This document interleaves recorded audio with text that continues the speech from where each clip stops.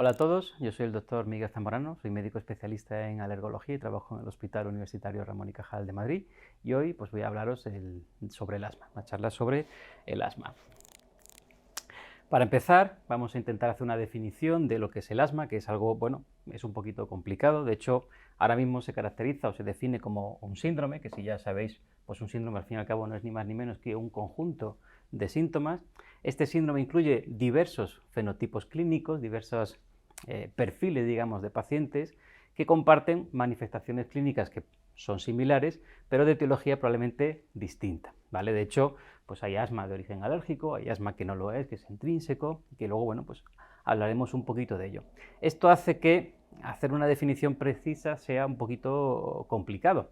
Entonces, bueno, generalmente, desde un punto de vista pragmático, se intenta o se podría definir como una enfermedad inflamatoria crónica de las vías respiratorias, y esto quiero que se os quede grabado muy a fuego, ¿vale?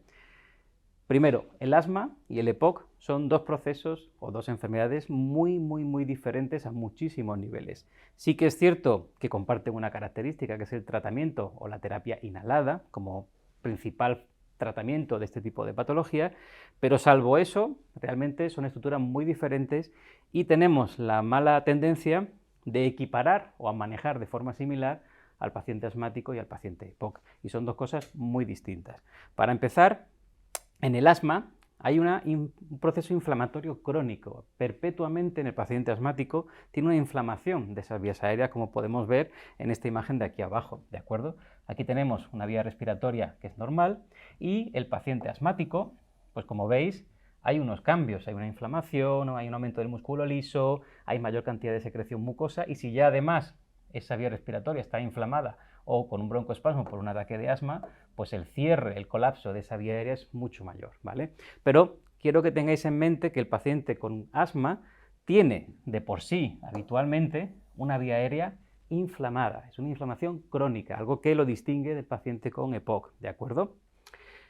Entonces, es una enfermedad inflamatoria crónica de las vías respiratorias en cuya patogenia intervienen pues, diversas células y mediadores de inflamación, ¿vale? Fundamentalmente o sobre todo los eosinófilos, que viene condicionada en gran parte por factores genéticos y que cursa con lo que denominamos una hiperrespuesta bronquial. Es decir, el bronquio, el músculo liso bronquial, tiene una respuesta exagerada a determinados estímulos y se cierra. Y eso genera una obstrucción variable del flujo aéreo que suele ser reversible. De hecho, que esa obstrucción del flujo aéreo sea reversible es lo que diferencia fundamentalmente al asma del paciente EPOC, ¿vale? En el diagnóstico. Luego veremos que el diagnóstico del asma se utiliza o se suele hacer mediante una espirometría, una prueba funcional respiratoria, con prueba de broncodilatación. Si en esa broncodilatación esa obstrucción se resuelve, estaríamos hacia un perfil de un paciente tipo asma, y si esa obstrucción no se resuelve o no mejora lo suficiente, estaríamos hablando muy probablemente de un paciente EPOC, si además concurren otra serie de circunstancias como es el tabaquismo, una edad más avanzada, etc. ¿Vale? Esa reversibilidad de la obstrucción puede ocurrir por acción medicamentosa o bien también puede ocurrir de forma espontánea. Insistimos, inflamación crónica de las vías aéreas. ¿Vale? Segundo, reversible, generalmente con tratamiento, aunque también puede ocurrir que sea espontánea. Es la enfermedad respiratoria crónica más prevalente en todo el mundo, más que la EPOC, ¿de acuerdo? Es una enfermedad que afecta a millones de personas en todo el mundo. Y además, también tenemos esta tendencia a pensar en el paciente asmático como un paciente joven, con un cuadro más leve, sin comorbilidades y que generalmente va bien, y a pesar de eso, en el año 2015, por tener un dato, aunque ya ha pasado un tiempo de eso, 400.000 personas murieron por asma en todo el mundo. Eso es un dato tremendo, ¿vale? Sobre todo cuando es una patología que cada vez la conocemos más y que con una identificación, diagnóstico adecuado y un tratamiento acorde a la situación del paciente, pues el paciente puede hacer una vida prácticamente normal. Entonces, esto habla de varios problemas, fundamentalmente problemas en el diagnóstico y problemas en el tratamiento. Si no, este desenlace fatal probablemente no llegaría a ocurrir. Con esto lo que quiero visibilizar es que es realmente una enfermedad muy importante a nivel mundial que es fundamental conocer y tratar adecuadamente. ¿Cuáles son los mecanismos de obstrucción de la vía aérea en el asma? Bueno, hemos hablado un poquito de ellos, ¿vale? En primer lugar, la contracción del músculo liso bronquial, que es el mecanismo más importante que produce el broncoespasmo, el estrechamiento de la vía aérea, y que es el que mejora con broncodilatadores, ¿vale? El edema de la vía aérea, debido a que hay un exudado producido por mediadores inflamatorios, en este caso dependientes de eosinófilos habitualmente. Hay una hipersecreción mucosa, ¿vale? Porque hay más células caliciformes, son mayores, hay más grandes y generalmente hay una mayor producción de moco, incluso se pueden llegar a formar tapones. Y a largo plazo este proceso inflamatorio acaba produciendo cambios estructurales de la vía aérea. De hecho, yo he visto pacientes con un claro diagnóstico de asma que a lo largo de la evolución de la enfermedad, conforme el paciente va cumpliendo años, se va haciendo más mayor, al final estos cambios estructurales acaban produciendo que el paciente, desde el punto de vista espirométrico, acabe teniendo un comportamiento más similar a una EPOC, con una obstrucción que ya no es reversible, que a un asma. Pero esto es debido a esa reestructuración que ese proceso inflamatorio crónico va produciendo sobre la vía aérea. Por eso es muy importante, que luego veremos, que el asma no solamente hay que tratarlo con broncodilatadores, como puede ser el famoso salbutamol, el conocido Ventolin, sino que también es muy importante saber en qué momento hay que introducir fármacos que controlen la inflamación, que fundamentalmente son los corticoides inhalados, ¿vale? Entonces, si solo tratamos el asma con broncodilatadores, al final, si os fijáis, solo estamos tratando uno de los mecanismos que están implicados en la obstrucción de la vía aérea, solo estamos tratando si solo utilizamos broncodilatadores. El resto, el edema, la hipersecreción de moco y en última instancia los cambios que ocurren en la vía aérea no los estamos tratando. Por eso, además de los broncodilatadores, como puede ser el salbutamol, hay que tener muy en cuenta cuándo hay que incluir los corticoides inhalados, que serán fundamentalmente los que actúen sobre el edema de la vía aérea y sobre la hipersecreción de moco, ¿vale? De aquí, sobre esto actúan los broncodilatadores y sobre esto fundamentalmente el corticoide inhalado, ¿vale? Y es tan importante tratar uno como tratar el otro. ¿Por qué? Porque si solo tratamos esto de aquí va a hacer que esto se vuelva a producir, ¿vale? Es decir, si solo ponemos broncodilatador, es como si tienes un dolor de rodilla y solo estás poniendo antiinflamatorios. Estás tratando el dolor, pero no estás tratando la causa del dolor. No sabes si es que te has roto el menisco, o que tienes una tendinitis, o que tienes una fractura, ¿de acuerdo? Solo con broncodilatadores no se puede manejar el asma, porque lo único que estás haciendo es tratar el broncoespasmo, nada más. No estás tratando la causa de ese broncoespasmo, ¿vale? No sé si se me entiende bien. Eso en cuanto a los mecanismos de obstrucción de la vía aérea, y luego pues hay una serie de factores que actúan como desencadenantes en la exacerbación asmática, en la exacerbación, no como causa de la enfermedad, y que los hay de muchos tipos. Los hay directos, que actúan directamente sobre la vía aérea, como puede ser una infección viral, el tabaco, frío, humedad, cambio brusco de temperatura, de determinados alergenos. Los pacientes alérgicos, pues en el momento que se exponen a aquello que les da alergia, pueden hacer crisis o agudizaciones asmáticas. Y los contaminantes, esto es muy llamativo, pero los pacientes, incluso aquellos que tienen un asma de origen alérgico, en el momento que hay un aumento en la atmósfera de los niveles de contaminantes, su enfermedad asmática empeora clarísimamente. Y de hecho te llegan a la consulta, pero bueno, ¿qué polen hay ahora? Porque es que no lo sé, pero es que estoy fatal. Y no es que haya un polen ahora que le esté dando síntomas, es un problema asociado a la contaminación. Aunque su asma de origen sea de origen alérgico, ¿vale? Pero esa hiperreactividad, esa inflamación está ahí y hace que estos agentes desencadenen la respuesta de broncoespasmo, ¿vale? Además, hay otros indirectos, como un ejercicio físico intenso, algunos alergenos o aditivos alimentarios como los sulfitos. El embarazo es curioso, pero las modificaciones hormonales e inmunológicas que ocurren durante el embarazo hace que algunas pacientes empeoren de su asma durante el mismo. Fármacos, sinusitis o incluso reflujo gastroesofágico. ¿Cómo hacemos el diagnóstico? Pues primero lo tenemos que plantear, tenemos que conocer qué es la enfermedad, porque aquello que no se conoce o que no se sospecha no se diagnostica, y luego debemos tener en cuenta una serie de síntomas y signos clínicos característicos. ¿Cuáles son? Fundamentalmente la disnea, es decir, la dificultad para respirar, la tos, que suele ser una tos seca, no productiva y de predominio nocturno, por supuesto la sibilancia, que es quizás lo que más asociamos a el broncoespasmo, y opresión torácica, ¿vale? Esto que a veces nos puede confundir es muy importante. El paciente con broncoespasmo a veces es un broncoespasmo leve y no llega a tener sibilancias, pero sí que describe como una sensación de dificultad para expandir el tórax, para llenar el pecho de aire, que hay veces que no lo describe bien y os puede confundir con un dolor torácico, una angina, y realmente está asociado a ese mismo broncoespasmo que el paciente tiene y que, pues si ese broncoespasmo no es muy intenso, a lo mejor tiene opresión torácica y tos, pero no llega a tener sibilancias. Y por otro lado, hay pacientes que pueden tener broncoespasmos extremadamente graves y no sibilar. ¿Por qué? Porque ten en cuenta que la sibilancia es ese silbido que produce el aire al pasar por un bronquio que está un poquito más estrecho, ¿vale? Por eso silba, igual que ocurre en una flauta. Si ese bronquio, en lugar de un poquito más estrecho, está muy cerrado, tampoco hay sibilancia, pero porque directamente el aire prácticamente no entra, es lo que se denomina silencio ocultatorio, ¿vale? Eso es más grave en el contexto de una agudización que si el paciente tuviera sibilancia, como luego veremos. Entonces eso hay que tenerlo en cuenta, no siempre tiene que ir acompañado de sibilancias. Hay veces que sí y otras veces que no, por eso es un síndrome y por eso es difícil de diagnosticar, ¿vale? Estos son variables, generalmente de predominio nocturno, sobre todo la tos y esa opresión torácica les ocurre sobre todo al tumbarse, y puede estar provocado por, como hemos dicho, diferentes desencadenantes, infecciones, alérgenos, humo de tabaco, ejercicio, etc. Luego, tened en cuenta que esto se complica porque puede haber variaciones estacionales, es decir, un paciente que, por ejemplo, tenga un asma de origen alérgico por alergia a las gramíneas, que es un polen que en España se encuentra en el ambiente en los meses de primavera, fundamentalmente abril y mayo, pues puede que solo tenga síntomas de asma en los meses de abril y mayo y el resto del tiempo esté bien, esté asintomático.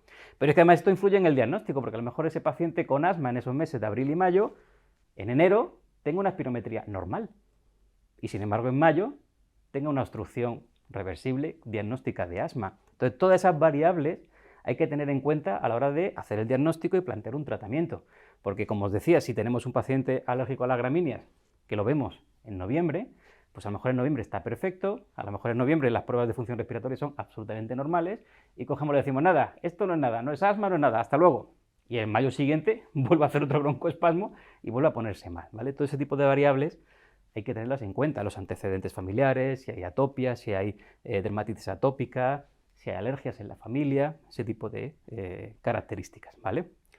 Como hemos dicho, ninguno de estos síntomas y signos son específicos de asma, puede ocurrir en otras patologías, en un EPOC, en un infarto, una tos por IECAS, por ejemplo, es decir, lo que hay que hacer es sumar todo el cuadro al contexto clínico del paciente para intentar llegar a la conclusión de que esto puede ser un asma y luego ver cómo confirmamos esa sospecha, ¿vale?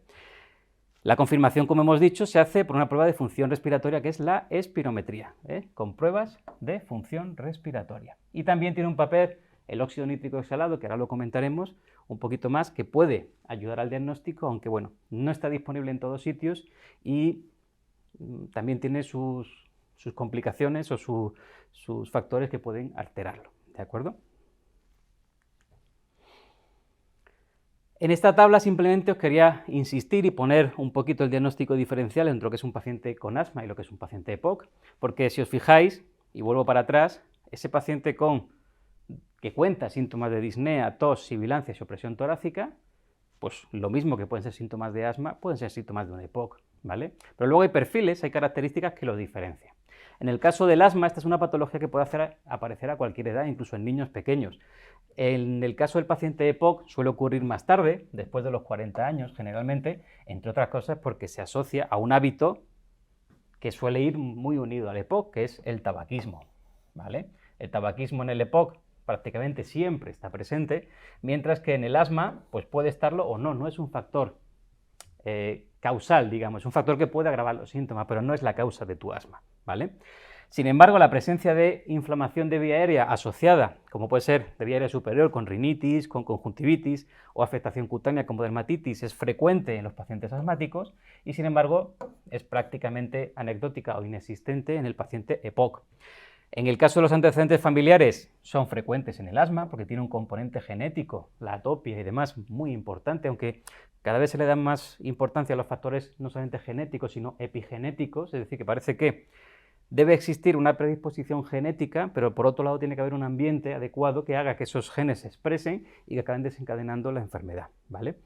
En el caso del EPOC, los antecedentes familiares, como se trata de un consumo o al tabaquismo, de consumo de tabaco, realmente no tiene mucha importancia, ¿vale?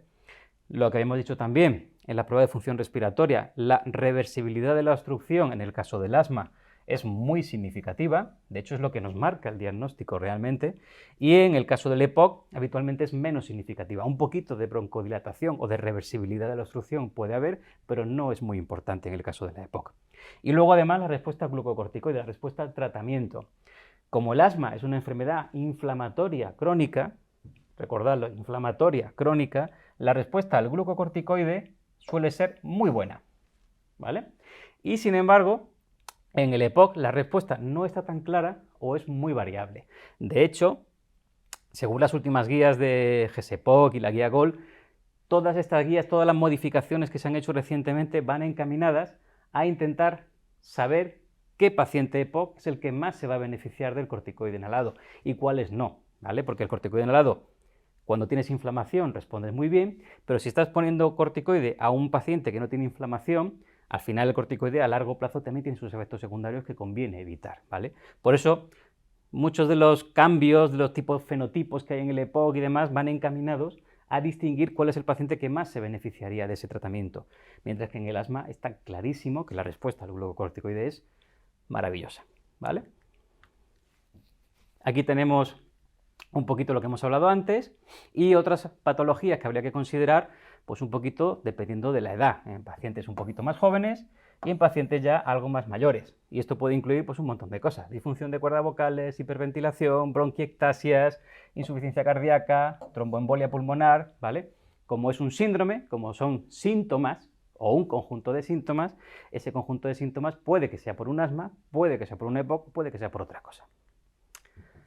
¿Cómo hacemos el diagnóstico de confirmación de que estamos realmente ante un paciente con asma? ¿Vale? Pues en primer lugar tenemos los síntomas, lo que hemos hablado, ¿vale? Esos 4 síntomas que decíamos al principio: disnea, tos, sibilancias y opresión torácica, ¿vale? Tenemos que tener síntomas compatibles. Una vez que tenemos ese paciente con unos síntomas compatibles, le hacemos una espirometría con prueba de broncodilatación.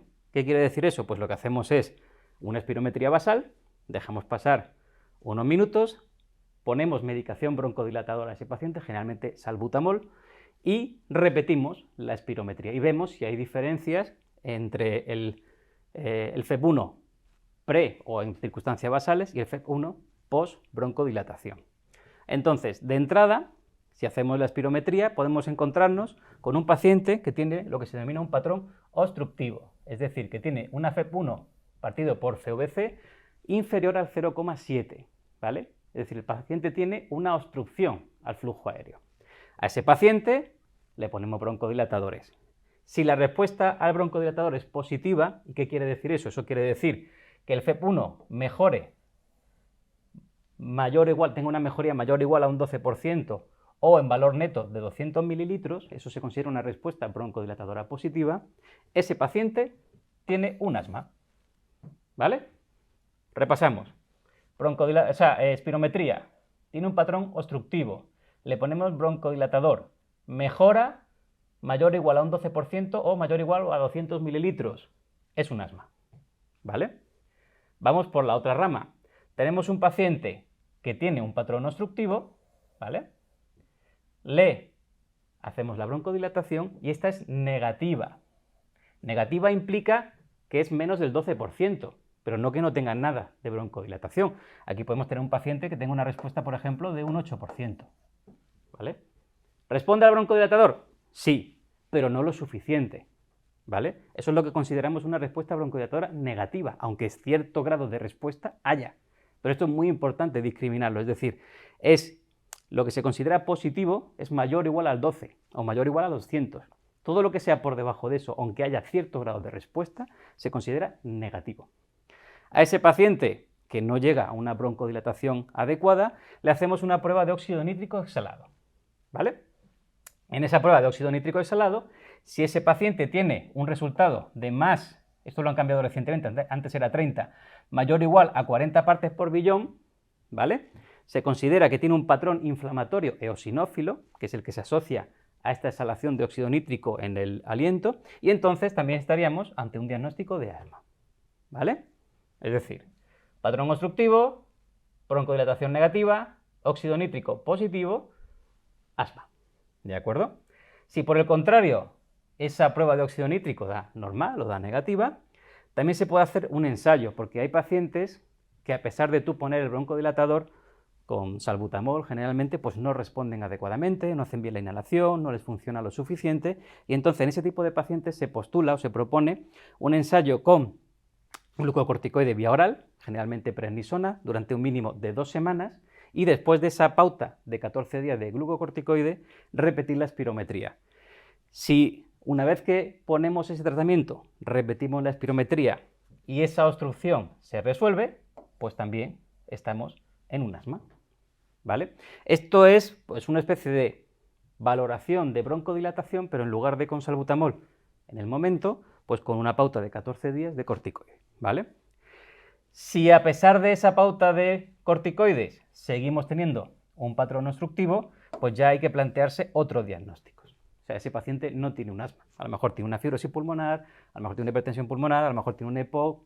Habrá que ver otras posibilidades, pero no es un asma, ¿vale? Terminamos con esta rama del algoritmo y nos vamos a la otra rama del algoritmo. Síntomas asmáticos, hacemos una espirometría y vemos que el paciente tiene un patrón que podríamos llamar normal, por encima de 0,7 el FEV1 partido por CVC, ¿vale? En este caso, igualmente, aunque el paciente tenga una prueba espirométrica normal, tenemos que hacer una prueba broncodilatadora. ¿Por qué? Porque fijaros, al final, el problema que tienen las pruebas de función respiratoria es que los resultados, llamamos normales, se obtienen de hacerle esa misma prueba a un montón de personas de distintas edades, con distinta talla y con distinto peso corporal. Y entonces, hecho eso a miles de voluntarios, generalmente sanos, pues llegamos a una tabla de referencia y decimos que para un varón de 40 años, de unos 75 centímetros de estatura y de 80 kilos de peso, pues lo normal es tanto. Pero eso al final no deja de ser un valor de referencia, es como los percentiles de peso y talla de los niños, es un valor de referencia. Y tú puedes tener un pulmón perfectamente sano y estar por debajo de ese valor de referencia y no ser patológico. Y puedes estar en un valor considerado normal y aún así tener un broncoespasmo, ¿vale? Por eso, aunque el resultado de la espirometría sea normal, siempre se hace la prueba de broncodilatación, porque tú puedes tener un paciente con una espirometría basal normal, puedes ponerle un broncodilatador salbutamol y que esa espirometría mejore el FEV1 más de un 12, igual o mayor a un 12% o a 200 mililitros, y entonces eso también es un diagnóstico de asma, ¿vale? A pesar de que partimos de unos valores basales de espirometría que son normales. Esto simplemente es que tú por edad, por capacidad torácica, compensas ese broncoespasmo a la hora de hacer la prueba y te sale una prueba de inicio normal, pero le ponemos broncodilatadores y esa prueba de inicio normal mejora, es decir, es más normal todavía, por decirlo de alguna manera, o es mejor, y eso también es diagnóstico de asma, ¿de acuerdo? Que le hacemos la prueba de broncodilatación y esta es negativa, es decir, hay una mejoría inferior al 12%, pues entonces aquí llegamos a tener tres opciones distintas, ¿vale? Por un lado, valorar la variabilidad domiciliaria del flujo expiratorio, ¿vale? Esto lo que se hace es que se da un pico flujo al paciente, ¿vale? Un peak flow, que se llama en inglés, que simplemente lo que mide es, de forma muy sencilla, el pico flujo, y que el paciente se vaya haciendo muestras repetidas o determinaciones repetidas de pico flujo en su casa a distintas horas, cuando se acuerda, distintos días, etc. Si existe una variabilidad superior al 20% de ese pico flujo, entonces también nos encontramos ante un caso de un paciente con asma. Si es menor, tendremos que plantearnos otra cosa, ¿vale? Lo del pico flujo, la verdad que suele ser complicado hacerlo, porque en esto dependemos de que el paciente lo haga bien, que se acuerde de hacerlo en su casa, que lo repita con bastante frecuencia para tener unos valores que realmente sirvan. Entonces, digamos que es depositar todo el peso del diagnóstico sobre el paciente, y esto en la práctica hay veces que es complicado, ¿vale? Por otro lado, también podemos hacer el óxido nítrico exhalado, como hicimos ahí, y en este caso, fijaos, pasa lo mismo que con la broncodilatación. Tenemos una espirometría negativa, una prueba de broncodilatación que es negativa. Hacemos el óxido nítrico y si sale más de 40 partes por billón, entonces sí confirmamos que es un asma, a pesar de que todas las pruebas previas son normales, ¿vale? En cambio, si es negativo, menos de 40, pues tenemos que plantearnos otros diagnósticos, ¿vale? En última instancia, también se puede hacer lo que se llama una prueba de broncoconstricción, que no de broncodilatación. ¿Qué es esto? Esto consiste en hacer una espirometría basal y luego exponer al paciente a un fármaco, que suele ser metacolina, que produce generalmente una broncoconstricción. Produce broncoconstricción prácticamente en casi todos los pacientes a los que se lo pongamos. Lo que pasa es que esa broncoconstricción depende de la dosis y puede ser más o menos intensa. Y esa broncoconstricción puede ser muy intensa, eso tiene unos parámetros, en pacientes que tienen un proceso inflamatorio de base como es el asma, ¿vale? Entonces, en última instancia, podemos llegar a necesitar recurrir a esta prueba, que es lo que se denomina prueba de broncoconstricción, también que se conoce como test de metacolina, y ver si hay una broncoconstricción secundaria a la administración de fármaco que se hace de forma inhalada. Si esa broncoconstricción es positiva, igual, estamos ante un diagnóstico de asma. Si es negativa, pues ya nos tenemos que replantear otra cosa, ¿vale? Es un esquema que puede ser un poquito complejo, pero yo creo que hemos ido parte por parte aclarándolo, y la ventaja que tiene es que engloba en un solo esquema todos los pasos que tienes que dar, todas las posibles opciones que te encuentres a la hora de abordar el diagnóstico de un paciente con un posible asma. Además de esta prueba de función respiratoria, sí que es interesante, sobre todo en nuestro medio, hacer lo que se llama unas pruebas cutáneas de punción epidérmica o prick test con una batería estándar de aroalergenos. ¿Esto qué es? Estos son unas pruebas en piel que miden una liberación de histamina frente a unas proteínas de distinto origen que funcionan como alergeno, pues decirlo de alguna forma, la más prevalente o lo más frecuente en nuestro medio. Esto incluye alergenos de origen animal, como pueden ser los ácaros, las cucarachas o el epitelio de animales, ¿vale? De gato, de perro, que suelen ser los animales domésticos que tenemos en nuestro entorno, de ácaros, que los más habituales son el Dermatophagoides heteronycinus y el Farinae y el Lepidoglyphus, ¿vale? Cucarachas y luego pólenes y hongos. Estos pólenes son los que más habitualmente encontramos en nuestro medio, en donde vivimos. Este perfil de pólenes, si viviéramos en Centro Europa, pues sería distinto, porque aquí tendríamos que incluir, por ejemplo, el abedul, que es un alergeno muy importante en el centro de Europa, pero que aquí en España, pues no tanto. Además, esta clasificación de alergenos pues es relativamente variable, porque por ejemplo, en una zona centro, como puede ser Madrid, en la que el clima es más seco, la alergia a los ácaros que necesitan humedad es más rara y es más frecuente o más habitual la alergia a pólenes, mientras que por el contrario todo lo que es la cornisa cantábrica, Asturias, Galicia, País Vasco y demás, Cantabria, etcétera, pues como es una zona con mucha lluvia, mucha humedad, cerca del mar y demás, la alergia más prevalente o más frecuente es la de los ácaros, porque es lo que esa humedad y un poquito de temperatura estable es lo que favorece que aparezcan más ácaros en nuestro entorno y que secundariamente haya más alergia a ellos, ¿vale? El resto, pues es dependiendo de la exposición. Si uno no tiene exposición ni a gato ni a perro, pues no se va a hacer alérgico a ellos. Si los tiene en casa, pues por supuesto sí. Pero digamos que este panel incluye los que habitualmente se realizan y que más frecuentemente pueden desencadenar alergias de todo tipo, ya sea rinoconjuntivitis o ya sea asma, en los pacientes en España, ¿vale? O sea, esto es lo que hacemos aquí, que esto es como muy local. Esto cada zona pues tiene sus alergenos más habituales. ¿Cómo clasificamos el asma? Es decir, primero lo hemos diagnosticado, hemos valorado si tiene una causa alérgica y ahora vamos a intentar valorar qué tipo de asma tiene ese paciente, si es más o menos grave. Esto lo desarrollaremos luego un poquito más porque, fijaos, por un lado tienes esta tabla que clasifica al paciente con asma en 4 estadios, ¿vale? Con un asma intermitente, con un asma persistente leve, persistente moderada o persistente grave, ¿vale? Aquí realmente podríamos hacer una distinción un poquito más severa, digamos, de un paciente que tiene síntomas intermitentes, que es un paciente con síntomas mucho más leves, que se controlan mejor, que realmente no tiene un problema grave asociado a su asma, y por este otro lado, aquí tenemos ya pacientes que tienen síntomas prácticamente a diario o con mayor frecuencia, y que además de tener síntomas con mayor frecuencia, pues pueden estar más o menos afectados por la enfermedad, de leve, moderada o grave. Luego esto nos centramos un poquito más. Además, esto es importante porque esa clasificación, como vemos aquí, en intermitente por un lado, persistente por otro, y esta a su vez en leve, moderado o grave, nos va a marcar el tratamiento en fase estable de la enfermedad. En el caso intermitente luego veremos que sería el escalón 1, fundamentalmente, aunque esta clasificación es flexible, es decir, un paciente que tenga síntomas de asma intermitente, de repente puede pasar a una persistente moderada, ¿vale? En el caso de la leve será un escalón 2, En el caso de la moderada, escalón 3 o escalón 4, y en el caso de la grave, escalón 5 o escalón 6. Esto es lo que hablábamos de la clasificación de la gravedad, ¿vale? Voy a volver a separar aquí para que sea un poquito más didáctico de separar. Asma intermitente. ¿Qué es el asma intermitente? Pues aquella es que los síntomas diurnos no los tiene o los tiene durante 2 días o menos a la semana. El uso de la medicación de alivio, que son los beta-adrenérgicos de acción corta, es decir, salbutamol, ¿vale? O no los usa más de 2 días o menos por semana. Síntomas nocturnos o no tiene o no más de 2 veces al mes. No tiene ninguna limitación de su actividad física habitual, ese paciente, ¿vale?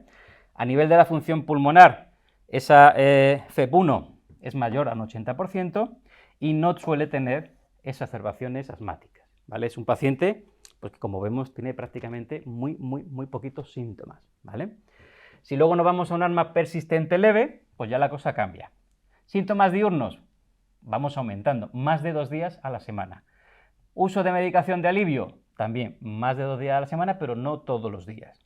Síntomas nocturnos, más de 2 veces al mes. Algo de limitación de su actividad. Una función pulmonar que sigue estando por encima del 80% y que tiene una o ninguna agudización o exacerbación al año. ¿De acuerdo?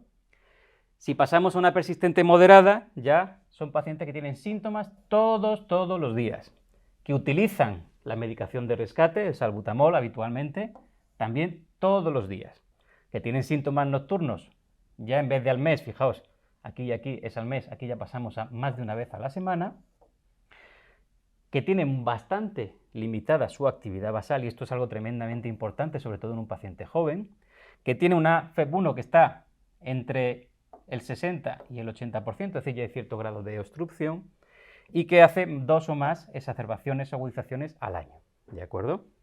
Damos un paso más y cuando vamos a la persistente grave son síntomas continuos, ya no solamente a diario, sino varias veces en un mismo día, ¿vale? El tener que utilizar la medicación de alivio no es que la utilicemos todos los días, sino que la utilizamos varias veces todos los días, es como ir subiendo escalones, ¿vale?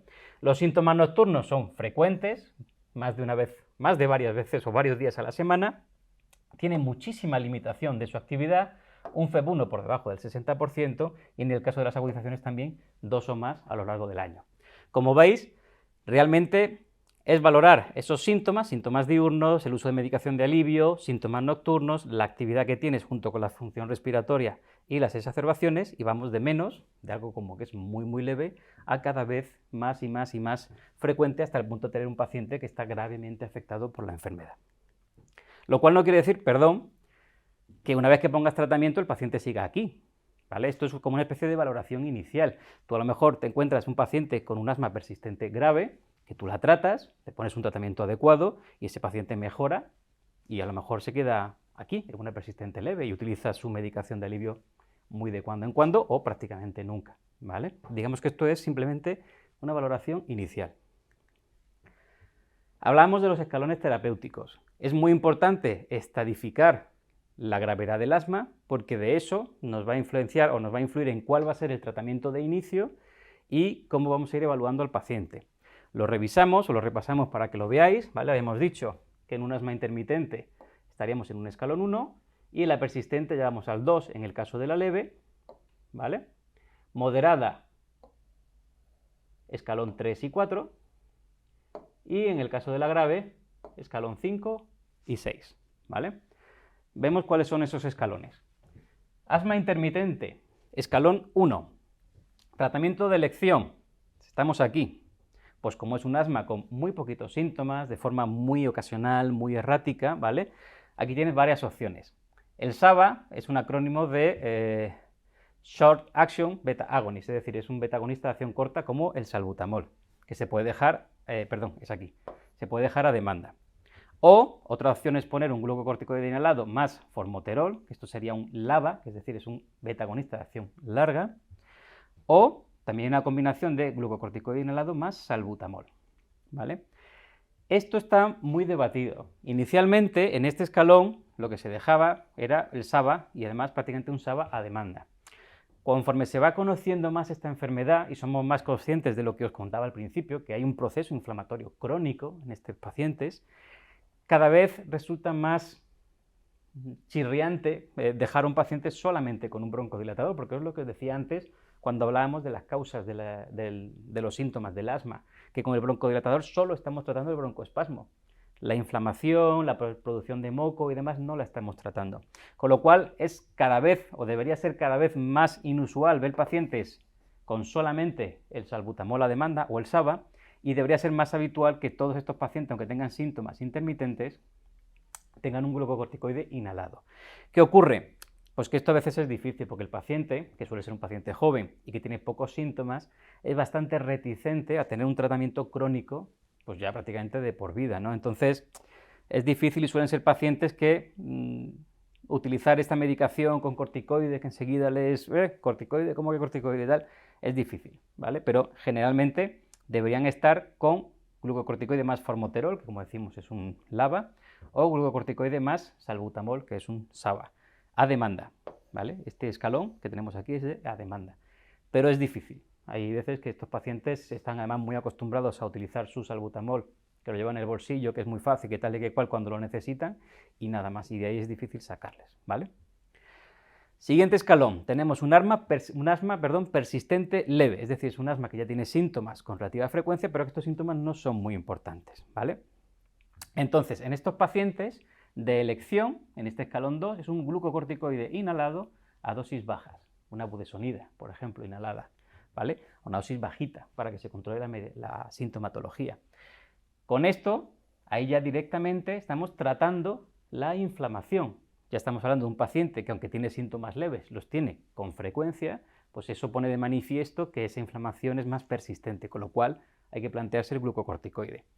Además, como tratamiento a demanda, pues también tenemos su salbutamol, ¿vale? O la combinación que hemos hablado ahí, ¿vale? Sin tratamiento de mantenimiento en todo caso, es un tratamiento a demanda, para cuando el paciente lo necesite, ¿de acuerdo?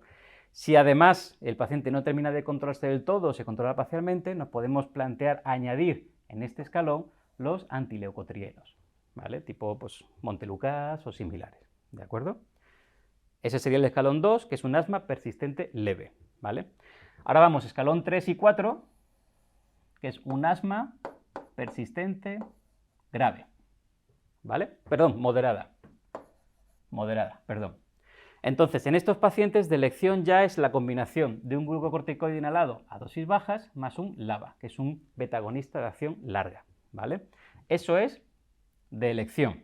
Por supuesto, de rescate podemos dejarle el salbutamol, el de acción corta, o la combinación de glucocorticoide y formoterol, que es lo que se conoce habitualmente como terapia SMART, que tú tienes budesonida y formoterol y lo puedes utilizar tanto en lo que sería un tratamiento de mantenimiento como de rescate si en algún momento lo necesitas, ¿vale? Y si ese paciente no se controla del todo, subir la dosis de glucocorticoide a dosis medias, ¿vale? Que en este escalón no estamos controlados del todo, pues directamente podemos irnos al escalón 4, asma persistente y moderada, escalón 4. Aquí ya de entrada utilizamos un glucocorticoide a dosis medias más el LABA, es decir, un beta-adrenérgico de acción larga, el que os planteéis, ¿vale? Además de ese tratamiento de elección, seguimos teniendo, como en casi todas, lo veis aquí, el de acción corta o la combinación como tratamiento de rescate. Y como alternativas, pues ese glucocorticoide a dosis medias sin LABA más antileucotrieno, ¿vale? O en algunos pacientes, glucocorticoide a dosis medias más LABA más LAMA. LAMA es otro acrónimo de Long Action Muscarinic, ¿vale? Agent, es como el antimuscarínico, que suelen ser, o los más utilizados es el tiotropio y el glicopirronio, ¿vale? Aquí estamos ya hablando, o lo que se suele denominar, una triple terapia broncodilatadora. Broncodilatador y antiinflamatoria, porque tienes dos broncodilatadores, el LABA y el LAMA, y tienes el antiinflamatorio, que es el glucocorticoide, ¿vale? Eso ya hay en el escalón 4. Hablamos entonces, o pasamos al siguiente escalón, que sería un asma, en este caso ya sí, persistente, grave. Y hablamos de escalón 5 y escalón 6. Conforme aumentamos, también esto es una reglilla, conforme aumentamos la gravedad del asma, mayores son las dosis de glucocorticoide inhalado que utilizamos. Más el LABA, que suele ser una dosis más estándar, pero sí que vamos subiendo el glucocorticoide, Que de rescate seguimos teniendo nuestro salbutamol o nuestra combinación, ¿vale?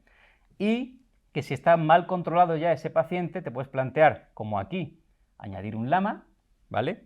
Tiotropio o glicopirronio, antileucotrieno y o teofilina y o acitromicina. El problema de la teofilina, que es un fármaco que se da por vía oral, es que tiene un rango terapéutico estrecho, hay que hacer un seguimiento de ese paciente mucho más exquisito, estar más pendiente de él, porque luego puede hacer toxicidad, tiene un rango terapéutico bajo, puede hacer toxicidad por teofilina con facilidad y hay que estar mucho más pendiente, ¿vale? Y la acitromicina, sobre todo en estos pacientes que se asemejan, por llamarlo de alguna manera, se pueden asemejar al perfil de ese paciente bronquítico crónico, con mucha expectoración, mucha producción de mucosidad, etcétera, que se sobreinfecta fácilmente, y en la cual la acitromicina puede tener un papel en el manejo de este tipo de pacientes, ¿vale?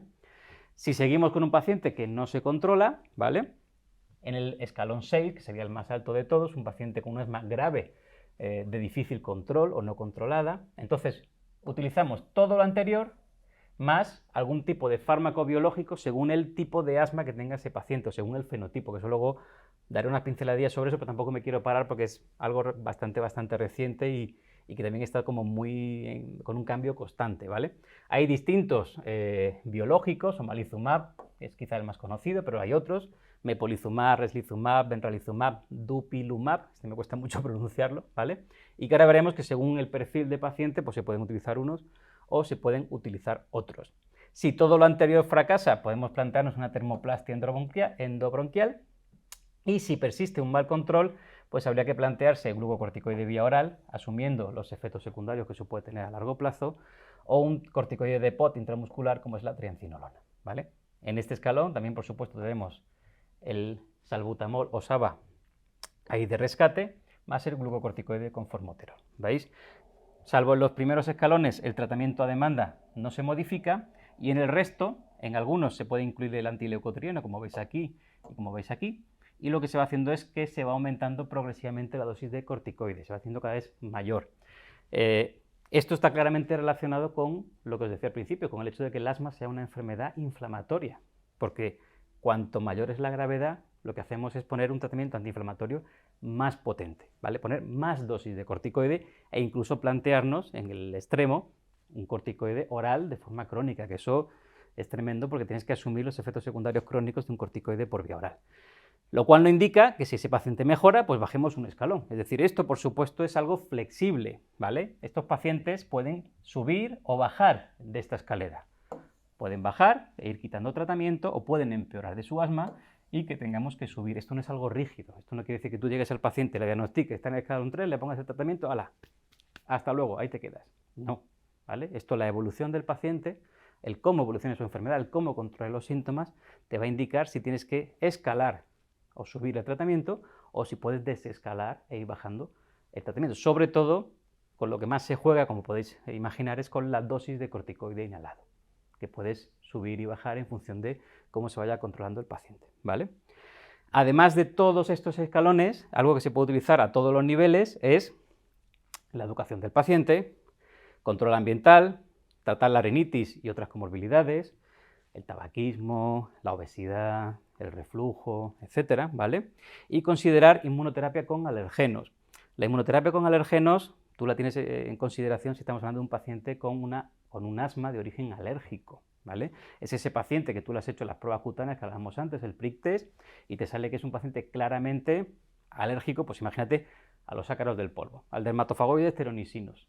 Le salen unas pruebas muy grandes, es súper alérgico y es un paciente que es de Galicia, ponte, que vive allí y que está todo el año con un asma persistente de difícil control. Pues en este tipo de pacientes, una inmunoterapia específica con alergenos, que se trata en este caso de alergenos de ácaros del polvo, de ese ácaro en concreto, puede mejorar mucho la evolución de la enfermedad de ese tipo de pacientes.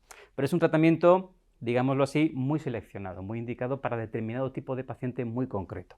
Un paciente asmático, con un asma de origen alérgico, con una alergia que tenemos identificada, porque a veces que no conseguimos identificarla, y que se puede beneficiar de este tipo de inmunoterapia, que por otro lado funciona bien, pero tampoco está exenta de riesgo, porque al fin y al cabo estás administrando por vía subcutánea a un paciente alérgico el alergeno al cual tiene alergia. intentando conseguir lo que se denomina desensibilización, pero bueno, también tiene sus riesgos de hacer un broncoespasmo, de hacer una anafilaxia. Es una terapéutica, hay que hacerlo con un seguimiento muy estrecho. De hecho, la vacuna se administra siempre o en un centro de salud o en el hospital, hay que hacer un seguimiento, ver que no hay reacciones, es decir, es un tratamiento que lleva su complejidad, pero que bueno, es una opción que hay que conocer porque puede que un paciente la necesite y le vaya bien, ¿vale? Esto es lo que os hablaba de un asma grave no controlada, un poquito de los biológicos que hay en función del fenotipo. El fenotipo, sobre todo, lo que miden es los eosinófilos en sangre periférica, el óxido nítrico y los eosinófilos en el esputo inducido, ¿vale? Y con eso hacen una clasificación de asma alérgica o eosinofílica y asma no alérgica o no eosinofílica. En el caso de este asma no alérgica o no eosinofílica, como estos biológicos están enfocados más al eosinófilo, a la IgE y demás, pues los biológicos no tendrían en este tipo de pacientes utilidad, con lo cual iríamos a lo que os comentaba antes, al acitromicina, termoplastia, al glucocorticoide por vía oral, ahí acabamos pronto. Y en el otro caso, cuando tenemos una eosinofilia muy grande, con más de 300 y un esputo inducido con más de un 3%, y es un paciente sensibilizado, pues tenemos todas estas opciones, ¿vale? En el caso de que no tengamos alergia, ¿vale? Las opciones cambian, sobre todo aquí la diferencia es el omalizumab, que es una anti-IgE, ¿vale? Y tenemos el otro espectro, en pacientes que tienen una asma alérgica, pero con eosinófilos no muy altos, con una sensibilización alergénica, pero con una IgE que no es tampoco demasiado alta, aunque está por encima de 30, y ahí te puedes plantear estos tres, ¿vale? Omalizumab, mepolizumab y dupilumab. Y en aquellos pacientes con poquitos eosinófilos sin alergia, si tienen más de 150, es decir, si están entre 300 y 150, te puedes plantear estos dos, ¿vale?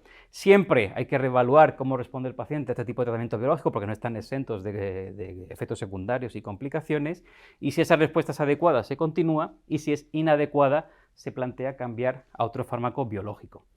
Esto tampoco me quiero insistir demasiado porque es algo súper específico, muy de especialista, incluso de lo que ahora se está saliendo mucho, que son unidades de asma grave, ¿vale? De pacientes con asma grave no controlada. Entonces tampoco quiero insistir mucho porque realmente es algo pues no muy habitual, afortunadamente, ¿vale? En cuanto a la exacerbación, es decir, un paciente que tiene un asma diagnosticada, tiene su tratamiento basal y el paciente de repente agudiza, ¿no? Entonces vamos a poner un pequeño caso clínico. Tenemos un paciente varón de 35 años con antecedentes de asma que viene a un servicio de urgencias porque está peor, lleva 4 días que se ahoga más y se escucha sibilancias, se escucha, habitualmente los pacientes dicen pitos o silbidos en el pecho, ¿vale? Tiene estas constantes que, bueno, así a priori parece que tengan así mucha alteración, la tensión está bien, tiene 105 latidos por minuto, está un poquito rápido, a lo mejor ha echado mucho salbutamol, tiene una frecuencia respiratoria de 22 y una saturación de oxígeno del 94. Le ocultamos y efectivamente tiene sibilancias en ambos campos pulmonares. Entonces, según esto que vemos aquí, esta historia, constantes y exploración, así a priori, ¿qué nivel de gravedad pensáis que puede tener esta crisis asmática? ¿Pensáis que puede ser leve? No, porque yo lo veo bastante bien, no sé qué, tal, no está desaturado, no está muy mal. ¿Moderada grave? O, hombre, parada respiratoria, yo casi que la quitaría de entrada porque no parece que el paciente esté en esa situación. Pero es como clasificamos la gravedad del asma. ¿Qué pensáis? ¿Leve? ¿Seguro que leve? ¿No tan leve? En esto quiero que volváis a pensar en una cosa que os dije al principio. El paciente asmático no es un paciente EPOC. Son dos cosas muy distintas y que hay que manejarlo también de forma diferente. Y los criterios de gravedad de una agudización asmática son muy diferentes a los criterios de gravedad de una agudización de un paciente EPOC, ¿vale? Y tendemos a confundirlos, solaparlos o tratarlos como si fueran lo mismo, y no lo son, ¿vale? De hecho, este paciente de 35 años, con esas constantes, con esa saturación, si os fijáis en esta tabla que os clasifica la gravedad de la agudización del asma, estaría realmente aquí. Dice, hombre, pero si no está en insuficiencia respiratoria, no nos hace falta oxígeno, está a 22 respiraciones por minuto. Digo, sí, pero es un paciente asmático joven, de 35 años, que si está taquipneico, taquicárdico y ha bajado un poco la saturación, es porque ya los mecanismos que un paciente joven tiene para compensar esa hipoxemia están fracasando, porque si no, eso no ocurriría. Y si están fracasando es que es una crisis realmente que puede llegar a ser importante. De hecho, bueno, aquí clasifica la gravedad de la crisis y tiene en cuenta varios factores. El primero de ellos es la disnea, si es leve, moderada o muy intensa. El habla, si un paciente te empieza a contar su historia y habla normal, sin hacer interrupciones, sin tener que pararse para coger aire y seguir hablando, pues parece que es una crisis leve, se hace párrafos completos. Si tiene que interrumpirse a las 3 palabras, me paro, bueno, es que le voy a contar que resulta que vengo porque me canso mucho y... Ojo con ese paciente aunque esté saturando bien, ¿vale? Esa interrupción en frases o palabras traduce una crisis moderada grave. El paciente que ya está en parada respiratoria o pre-parada respiratoria más bien, pues es que ni siquiera te habla, lógicamente, ¿vale? Luego podemos tener una frecuencia respiratoria que esté aumentada, sería una leve. Por encima de 20 respiraciones por minuto ya sería una crisis moderada grave. Recordad que nuestro paciente está en 22, ¿vale? Si la frecuencia cardíaca es mayor de 100, también se considera una crisis moderada o grave. Nuestro paciente está en 105. Si utiliza la musculatura accesoria, en el caso de una crisis leve no hay utilización. En las moderadas graves puede estar presente y en la parada respiratoria o preparada hay un movimiento paradójico. La musculatura accesoria simplemente es que veáis pues una respiración intensa. Es como el paciente utiliza casi hasta los hombros para respirar, tira muchísimo del diafragma, intenta expandir cavidad torácica porque tiene un pulmón que por el broncoespasmo aumenta la resistencia, es menos elástico, cuesta más expandir ese pulmón. Es que además el paciente te lo dice, la respiración se hace consciente. Nosotros respiramos habitualmente todo el día, afortunadamente, porque si no nos moriríamos, sin ser conscientes de que respiramos. Un paciente en el que la respiración se hace consciente es porque tiene que hacer un trabajo voluntario importante para poder realizar esa respiración, ¿vale? Y eso también es muy, muy importante. La presencia de sibilancias, que en la crisis leve y en la moderada es normal que estén presentes, y sin embargo, en la situación ya de extrema gravedad, como os decía, pues puede haber un silencio ocultatorio, y eso, el que no haya sibilancia no es bueno. El que no haya sibilancia en estas circunstancias es muy malo, porque eso te indica que el pulmón está tan cerrado, el bronquio, que es que ni siquiera puede pasar el aire para sibilar, ¿vale? Eso es un criterio de gravedad. Por supuesto, el nivel de conciencia, que está normal, y en los casos de parada disminutoria está disminuido, el pulso paradójico. Esto, lo que es el pico flujo, es poco frecuente que lo vayamos a tener, ¿vale? La saturación de oxígeno sí. Una saturación de oxígeno en un paciente asmático por encima del 95% es una crisis leve, entre el 90 y el 95 es una crisis moderada grave, y por debajo del 90, lo que consideramos una insuficiencia respiratoria, estamos en una situación extremadamente grave o preparada respiratoria, ¿vale? Sin embargo, fijaos en esto, tú puedes tener pacientes EPOC, crónicos con una saturación del 91% o del 90% y estar perfectamente y ser subasal, ¿vale? Pero esto no es un paciente EPOC, esto es un paciente asmático, por eso la situación cambia drásticamente. Este paciente, si recordáis, tiene una saturación del 94%, ¿vale? Está taquicárdico, taquipneico y con una saturación que está empezando a descender. Este paciente está aquí. Tiene varios criterios de crisis moderada grave. Y si ese paciente, que a priori nos parece que viene con un broncoespasmo de Chichinabo, no lo tratamos adecuadamente, puede tener una evolución hacia la gravedad muy, muy importante, ¿vale? Además de la saturación, y esto va ligado, pues la presión arterial de oxígeno y la presión de CO2, ¿vale? En casos muy graves, ya de fracaso respiratorio, como en el paciente EPOC, puedes tener carbónicos de más de 40 que ya traducen una insuficiencia respiratoria global e incluso quizá la necesidad de ventilación mecánica no invasiva o incluso invasiva, pero no es habitual. El paciente asmático es un paciente generalmente joven que tiene mucha reserva vital, que suele tener unos músculos más potentes y que entonces suele aguantar durante más tiempo. Ese exceso de trabajo respiratorio, esa musculatura accesoria, ese tirar más de los pulmones lo aguanta durante más tiempo que, por ejemplo, un paciente EPOC. El paciente EPOC aguanta menos, suelen ser pacientes más mayores, desnutridos generalmente, su musculatura se fatiga antes y empiezan a retener carbónico. En el paciente asmático, si está reteniendo carbónico, hay que tener muchísima precaución porque ese paciente está probablemente a puntito de tener una parada respiratoria, ¿vale? Entonces, si esa es la clasificación de la gravedad del asma, que le hemos hablado, ¿qué tratamiento le pondrías de entrada a ese paciente que ha venido a urgencias? Este caso que hemos hablado, que hemos dicho que parece que es una crisis moderada grave. ¿Le pondríamos solo salbutamol? En PMDI, que es el cartucho presurizado, 2-4 pulsaciones cada 20 minutos y ya está. ¿Nos planteamos ventilación mecánica no invasiva o intubación? Pues hombre, quizá es un poco demasiado, ¿no? Pues, y esta, bueno, pues un poquito de oxígeno, salbutamol, atroben, un poquito de corticoide también vía oral, corticoide inhalado, tal. Pues hombre, yo así, por descarte, si tuviera que elegir, pues casi que me quedaría con esta, ¿no? Porque esta como que parece muy poquito y, hombre, y esta, pues como que tampoco estamos aquí. Y efectivamente, ¿vale? Aquí tenéis el cuadro que hemos visto antes de crisis leve, moderada grave o parada o preparada respiratoria y el tratamiento que hay que hacer en la evaluación inicial de cada una de esas versiones. En el caso de una crisis leve, que realmente es una cosa muy leve, pues utilizamos generalmente el salbutamol, 2-4 inhalaciones en cartucho presurizado cada 20 minutos y ver respuesta. En el caso de una crisis moderada o grave, ya utilizamos más fármacos. Ponemos oxígeno, ponemos broncodilatadores de acción corta, y veis la dosis y vamos repitiendo. Incluimos corticoide sistémico e incluimos corticoide inhalado. El corticoide inhalado en la agudización asmática ha estado muy discutido durante muchos años, ¿vale? Había autores que defendían su utilización, otros decían que no, porque como tardaba mucho tiempo en empezar a actuar, que realmente no era útil, que no era eficaz, que no servía para la agudización en ese momento. Sí que se ha visto y hay estudios que si tú empiezas a poner corticoide inhalado desde la agudización, la probabilidad de que ese paciente se complique o acabe hospitalizado es menor, ¿eh? Entonces las últimas guías ya sí que te recomiendan a toda agudización moderada grave, además de todo lo anterior, añadir el corticoide inhalado que antes estaba un poquito discutido, ¿de acuerdo? Y si por supuesto estamos hablando de un paciente ya en una situación de extrema gravedad, pues aparte de los broncodilatadores, el corticoide y el oxígeno, pues hay que tener en cuenta si hay que valorar una ventilación mecánica no invasiva o incluso pues una ventilación mecánica invasiva con intubación orotraqueal y demás. Y por supuesto, en este caso, pues lógicamente el paciente tiene que acabar en una UCI. Eso no hay más opción, ¿vale?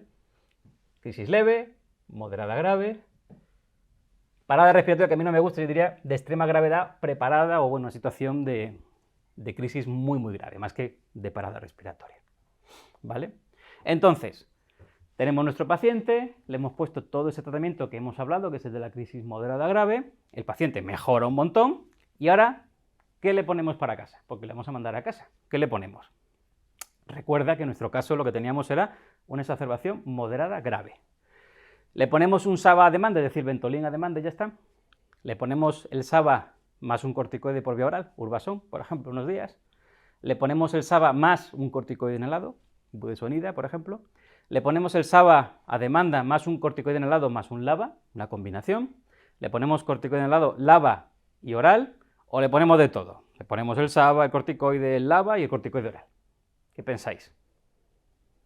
Son 5 opciones, de menos a más, y es una exacerbación moderada grave. Pensad un segundillo en ello y seguimos. ¿Y si nuestro paciente, en lugar de tener una exacerbación moderada grave, hubiera tenido una exacerbación leve? Esa que hemos visto, que le poníamos solo salbutamol, 2 o 3 puff cada 20 minutos y nada más. ¿Qué tratamiento le pondríamos al alta? Son las mismas opciones que antes, ¿eh? El SABA solo a demanda, como opción A, hasta le pongo de todo, como opción F. ¿Vale? Pensamos un momentillo y planteo otra situación. ¿Y si el paciente resulta que con esa exacerbación moderada grave no mejora, va peor, no termina de responder, se agota, se desatura y acaba ingresado durante 5 días? ¿Qué tratamiento le ponemos al alta? Igual, son las mismas opciones, desde la A hasta la F. ¿Qué hacemos? Podemos caer en la tentación de pensar que, bueno, como son casos clínicos distintos, una agudización leve, una agudización moderada grave que se va de alta y una agudización moderada grave que ingresa, los tratamientos al alta pues deben ser diferentes, ¿no? Pues no, aquí la GEMA, que es la Guía Española de Manejo del Asma, pues nos lo simplifica mucho, lo cual es de agradecer. Todos los pacientes que presentan una agudización asmática que les obliga a acudir a un centro de salud, a una urgencia por la agudización, tienen que llevarse al alta el mismo tratamiento, ¿vale? Este algoritmo se ha sacado de la GEMA. ¿Qué es una crisis leve? Le hemos puesto salbutamol, le reevaluamos, mejora, está estable o está asintomático, al alta ponemos corticoide por vía oral, ¿vale? Habitualmente 1 miligramo kilo o 0,5 miligramos por kilo de peso. En esto hay variabilidad y tampoco se ponen de acuerdo durante 7 días habitualmente. Más, todo esto es más, un glucocorticoide inhalado con un LABA, con un beta-agonista de acción larga. Además, le ponemos un plan de acción por escrito. Si te pones peor, utiliza salbutamol. Si te pones peor y tienes que utilizar 8 veces el salbutamol, ven a urgencias. Es decir, le damos una serie de indicaciones y luego siempre hay que tener un control de cuándo se va a volver a revisar a ese paciente. Si resulta que tenemos una crisis moderada grave, como que era el paciente que teníamos, y le hemos puesto todo este tratamiento y resulta que de aquí ha mejorado y se ha ido de alta, el tratamiento es el mismo que si fuera una crisis leve. Exactamente el mismo. Corticoide oral, corticoide inhalado, LABA y muy probablemente un SABA de rescate, ¿vale?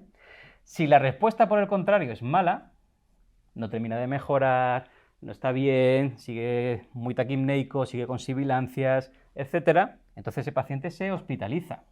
Y durante la hospitalización se le pone oxígeno, se le pone broncodilatador con salbutamol e hiperatropio, se le pone corticoide intravenoso, que se puede luego progresar a corticoide oral, e incluso, si tiene un broncoespasmo muy grave, se podría considerar el magnesio intravenoso, ¿vale? Pero luego ese paciente, cuando mejora y se va de alta, ¿vale?, el tratamiento es el mismo. Fijaos, esto puede parecer algo contradictorio, pero es una ventaja, porque vaya hacia donde vaya el paciente, el tratamiento al alta es el mismo, es muy sencillo. Uy, aquí. Es muy sencillo, su corticoide oral, su corticoide inhalado, su LABA y muy probablemente su salbutamol de rescate, ¿vale? Por eso os he puesto los 3 ejemplos de antes, para que penséis que realmente, una vez que yo controlo la crisis, el tratamiento con que ese paciente se tiene que ir, que está aquí en esta esquina, es el mismo. Incluso el paciente grave, con una parada cardiorrespiratoria inminente, que ingresa en la UCI, que luego pasa a hospitalización, que le pones el tratamiento de hospitalización, luego a la hora de irse de alta, va a seguir teniendo el mismo tratamiento, ¿vale?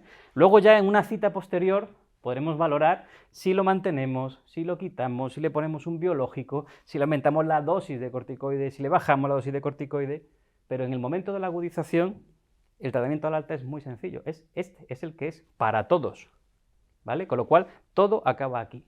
Sabiéndote esto, respondes todas las preguntas anteriores sin ningún problema, ¿de acuerdo? Esto es lo que hemos dicho de tratamiento al alta y el tema de la terapia inhalada. Quiero hacer un pequeño inciso en esto.